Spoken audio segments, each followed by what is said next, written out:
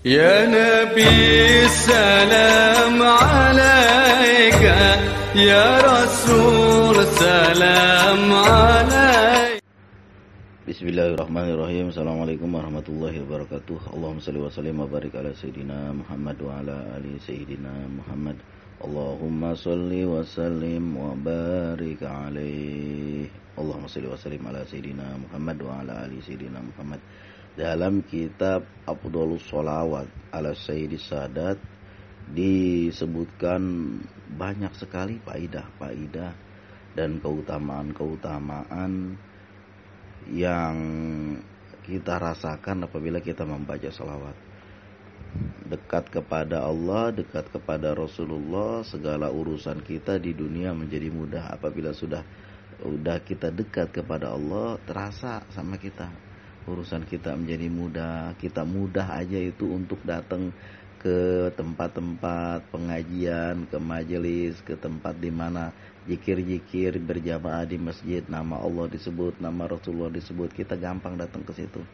Karena itulah membaca sholawat adalah sebagian daripada jalan untuk mendekatkan diri kepada Allah. Di akhir-akhir zaman ini, amalan-amalan yang paling kita utamakan seharusnya adalah membaca sholawat kepada Rasulullah SAW. Setelah itu kita mengamalkan amalan-amalan lain. Kalau kita biasanya setelah sholat maghrib kita membaca zikir La ilaha illallah, La ilaha illallah, itu kan apa disebutnya, afdhalu zikri fa'lam annahu, sebaik-baiknya zikir ketahuilah sungguhnya sebaik-baiknya zikir annahu la ilaha illallah, kita membaca la ilaha illallah. Kapan itu? Setelah sholat maghrib biasanya kalau di Betawi. Lalu membaca subhanallah, lalu membaca alhamdulillah, lalu membaca Allahu akbar. Itu biasanya kita kerjakan habis maghrib sampai setengah jam paling lama juga, karena dibacanya rame-rame bersama-sama dengan jamaah. Setelah itu kita membaca sholawat munjiat, lalu membaca doa. Atau di dalam doa itu kita membaca sholawat munjiat, biasanya juga begitu. Dan di akhir-akhir setelah kita membaca istighfar lagi, kita membaca sholawat kepada Rasulullah sambil bersalam-salaman, di mana juga begitu pada umumnya. Karena kita membaca sholawat, urusan kita menjadi mudah, kita dekat kepada Allah, kepada Rasulullah.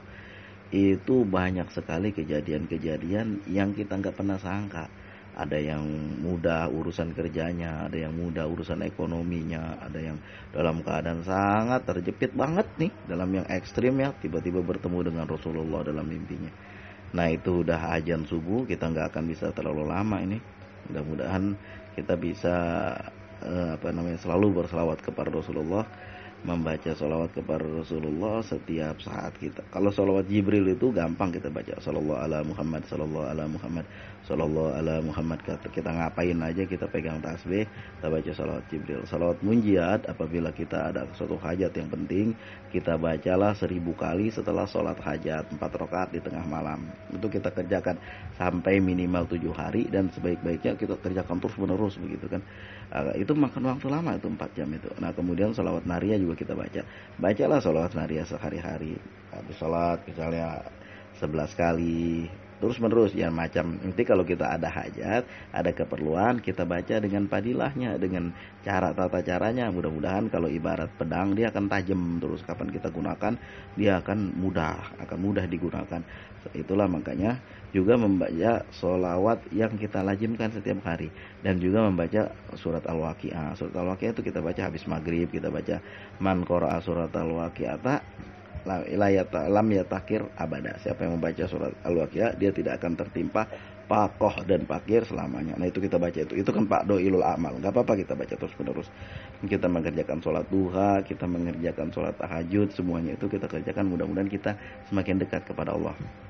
Ketika kita muda-muda ini, umur kita masih muda-muda, kita dekat kepada Allah. Allah senang dengan orang tua yang rajin beribadah, tapi Allah lebih senang lagi dengan anak-anak muda yang rajin beribadah. Itu kan di dalam suatu keterangan disebutkan 7 yang mendapat 7 golongan, mereka yang mendapat ampunan di sisi Allah, yaitu orang-orang salah satunya yang jadi urusannya dipermudah sama Allah. Urusan apa aja itu, ya, jangankan orang lain, saya sendiri ngerasain itu. asal ada masalah bentar lagi udah datang penyelesaiannya.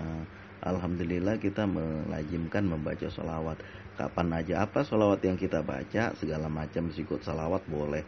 Salawat Jibril yang paling mudah, sallallahu ala Muhammad, paling pendek itu kita baca itu. Sholawat Nabi, Allahumma sholli wa sallim ala sayyidina Muhammad wa ala ali sayyidina Muhammad. Bahkan itu sholawat itu disebut sajaratun nuqud, pohonnya duit. Yang selalu membaca sholat itu diibaratkan punya pohon duit. Jadi gampang aja itu dibacanya, didapatkannya rezeki. Itu kan ditulisnya nukud bukan pulus. Kalau pulus duit recehan. Kalau nukud itu duit-duit yang jumlahnya besar. Bahkan disebut nukud itu harta, bukannya duit lagi tapi harta. Termasuk juga emas segala macam kan, yang berbentuk harta laku sebagai alat transaksi. Nah itu nukud namanya. Kemudian itulah disebut sholawat sajaratun nukud. Orang-orang yang membaca sholawat sajaratun nukud atau sholawat Nabi, Allahumma sholli ala sayyidina Muhammad wa ala ali sayyidina Muhammad, itu urusan rezekinya insya Allah mudah. Coba aja kalau kita dalam keadaan kesulitan, baca aja sholawat itu, sholawat Nabi itu 25.000 kali baca. Satu hari itu baca. Kapan aja kita baca, mudah-mudahan dalam waktu yang tidak lama Allah mudahkan urusan kita. Setelah membaca sholawat, baca doa, minta kepada Allah, ya Allah mudahkan urusan saya, mudahkan urusan hamba. Apa sih urusannya? Sebut aja urusannya apa. Ya Allah, pengen nih belum dapat nih, jualan pengen laku, pengen rame. Mintanya kepada Allah. Minta kepada Allah. Siapa sih yang melarang orang minta kepada Allah? Baca sholawat kok pengen dagang laku. Bukan baca sholawat pengen dagang laku, minta kepada Allah biar dagangannya laku. Siapa yang melarang? Kan gak ada orang minta kepada Allah. Allah yang menyuruh, udhuni astajib lakum, mintalah kepadaku, aku akan mengijabahnya, akan mengabulkannya. Setelah itu baru baca sholawat. Karena urutan-urutannya yang diajarkan oleh Rasulullah begitu. Apabila engkau mau berdoa kepada Allah, pertama pujilah Allah, alhamdulillah. Allahumma sholli wa sallim ala sayyidina Muhammad. Itu engkau membaca salawat kepadaku, baru engkau berdoa. Pujilah Allah, alhamdulillahirabbil alamin. Lalu membaca salawat Allahumma sholli ala sayyidina Muhammad wa ala ali sayyidina Muhammad. Nah, di bagian baca salawat ini kita bacanya banyak. 25.000 kali kalau bisa kita baca. Nah, baru kita berdoa kepada Allah. Selama baca salawat baru berdoa kepada Allah. Doanya apa aja terserah kita, namanya orang berdoa. Ada yang larang juga. Enggak ada orang yang berdoa kepada Allah melarang. Bahkan orang saking keselnya kan terhadap sesuatu itu dijahatin dulu sama orang, dia minta, ya Allah, orang ini jahat banget sama saya serahkan aja kepada engkau ya Allah. Mau bagaimana gitu orang? Ada yang bilang kayak gitu, ada. Bahkan yang lebih ekstrim lagi itu saya pernah ngalamin itu. Ada orang yang dekat dengan saya ketika anak ponakannya difitnah, dimasukin penjara gara-gara itu. Tiap malam itu dia minta membaca sholawat kepada Rasulullah, segala macam sholawat, lalu memohon kepada Allah. Habis maghrib tiap malam, ya Allah, ini orang yang fitnah anak yatim ponakan saya, sampai kudu nebus biar jangan dipukulin di penjara, ya Allah. Kasih pelajaran ya Allah, biar mati ketabrak truk, kepalanya hancur, jelas banget dibilang, dan kuburannya meledak, jelas banget dibilang. Setelah itu terjadi, namanya persis seperti itu terjadi. Namanya doa orang dijolimi, orang dijolimi dengan perbuatan, orang dijolimi dengan ucapan. Ucapan kita kadang-kadang bikin namanya juga lidah tidak bertulang. Kita ngomong enak aja, padahal melukai hati orang. Itu yang begitu, satu, menyebabkan orang menjadi menjadi terjolimi dengan ucapan kita. Sehingga saking keselnya dia mohon kepada Allah. Enggak semua orang bisa nanggung itu. Kemudian yang gara-gara ucapan-ucapan kita yang membuat orang luka, kemudian Allah akan menyusahkan urusan kita tuh. Karena kalau kita berdoa kepada Allah, berdosa kepada Allah, Allah akan mudah mengampuninya. Tapi kalau kita berdosa kepada manusia, susah Allah mengampuninya. Kenapa? Harus minta ampun dulu, minta ridho dulu dari orang yang pernah kita jahatin. Makanya ucapan, perbuatan kita jangan sampai melukai siapapun. Nanti kita baca sholawat apapun akan susah itu, akan sulit. Kenapa? Dosanya kebanyakan sama kita. Apalagi yang punya pegang jabatan, yang punya pegang kekayaan, gampang aja itu ngerendahin orang.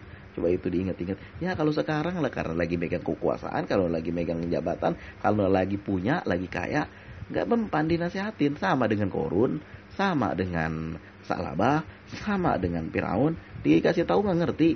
Begitu udah nyawanya di pinggir tenggorokan, udah di udah di tenggorokan dia, baru dia minta ampun kepada Allah. Untuk apa? Gunanya udah gak ada lagi. Malam yugorgir, sebelum nyawa itu sampai tenggorokan, Allah masih mengampuni. Mudah-mudahan kita jangan pernah berbuat jahat sama siapapun dengan ucapan perbuatan. Iya, kalau sekarang mah enggak, tapi nanti mesti suatu saat nanti sebelum kita mati Allah akan membalas. Dulu saya pernah sama kawan lagi duduk waktu masih sekolah, masih kuliah, di depan TV, dibilang sama kawan, itu orang kenapa itu? Kok badannya ngebul, dia bilang, itu ngebul badannya itu, segala macam. Dokter udah angkat tangan, baru itu kan orang yang dulu jahat banget di kampung dia itu, orang yang kalau apa-apa itu dia pokoknya orang-orang yang jadi kaki tangan penguasa yang jahat waktu itu di kampung dia. Akhirnya apa ujung-ujungnya orang tuh ketimpa penyakit, sampai-sampai dokter kan nggak mampu. Habis mau diobatin bagaimana? Udah kebanyakan dosa sama dia. Kalau kita membaca salawat juga, kalau dosanya udah banyak mah susah juga kan? Susah juga itu. Walaupun Rasulullah memberi syafaat, tapi Allah tidak akan mengampuni dosa orang yang apabila kita berbuat dosa pada manusia, itu kita belum minta maaf pada dia, belum minta ampun, dan itu pun kalau dia mau maafkan bukan mudah tuh. Makanya untuk itu jangan pernah berbuat jolim, jangan berbuat jahat dengan perbuatan dan dengan ucapan kita. Tenang-tenang aja, santai-santai aja, jangan kebanyakan banget laga sehingga kita punya kekuasaan, kita punya kekayaan, jadi kita gampang aja ngejahatin orang, padahal orang terluka. Ada banyak yang dilaporkan ke saya itu. Ya udahlah, mohon aja kepada Allah, mudah-mudahan Allah mudahkan urusan kita. Itu aja paling saya banyak baca salawat, mudah-mudahan nanti Allah akan membalas sesuai dengan perbuatannya. Udah banyak banget itu yang cerita sama saya. Allahumma sholli wa sallim wa barik ala sayyidina Muhammad wa ala ali sayyidina Muhammad. Mudah-mudahan kita nih semuanya bisa melazimkan membaca salawat setiap hari. Allahumma sholli wa sallim wa barik ala sayyidina Muhammad wa ala ali sayyidina Muhammad. Mudah-mudahan urusan kita menjadi mudah, urusan di akhirat kita menjadi mudah, urusan di dunia kita menjadi mudah. Allah hantarkan rezeki kepada kita dari segala penjuru, dan Allah mudahkan semuanya untuk kita semuanya yang mendengar ini. Allah berikan keberkahan kepada kita dalam hidup, keberkahan umur, keberkahan harta, keberkahan anak keturunan, dan keberkahan di semuanya. Allahumma shalli wa sallim wa barik ala sayyidina Muhammad wa ala ali sayyidina Muhammad. Allahumma ya muyassir wa ya dabiru kulli kasir wa ya dabiru kulli farid yassir alaika asyir kula asyir fataisir asir. Hajatuna ya Allah ilaika kasir wa anta alimun biha wa basir. Assalamualaikum warahmatullahi wabarakatuh.